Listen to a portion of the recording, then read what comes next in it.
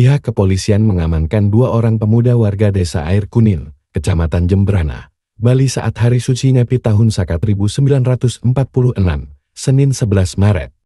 Kedua pemuda tersebut, yakni berinisial NR dan AB, sebelumnya diduga mengganggu ketertiban dan kenyamanan masyarakat saat Hari Nyepi di pinggir pantai Banjar Dangin Berawa, Desa Perancat, Kecamatan Jembrana. Keduanya kini diamankan di Polres Jembrana untuk interogasi lebih lanjut.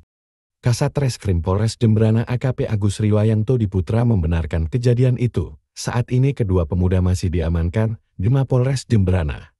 Sementara itu dari informasi yang diperoleh, peristiwa itu terjadi sekitar pukul 15 WITA. Kedua pemuda itu nekat naik motor menuju Desa Perancat dengan menyusuri pinggir pantai. Mirisnya lagi, keduanya diduga berkendara dalam kondisi mabuk akibat pengaruh minuman keras yang dikonsumsi sebelumnya di areal gubuk persawahan di wilayah Air Kuning. Saat itu, mereka bermaksud mencari jamur di pesisir pantai wilayah Banjar Dangin Berawa, Desa Perancat. Saat akan naik dari pantai menuju kebun, sepeda motor yang dikendarai tidak kuat menanjak.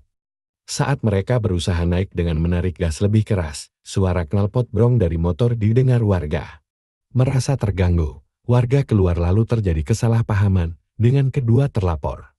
Karena mengganggu ketertiban dan kenyamanan saat Hari Suci Nyepi, keduanya akhirnya diamankan warga setempat serta pecalang desa adat Perancat menuju Balai Banjar Dangin Berawa.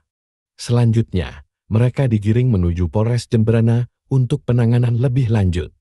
Atas peristiwa itu, pada malam harinya aparat desa dari kedua belah pihak melakukan pertemuan untuk menindaklanjuti kejadian tersebut.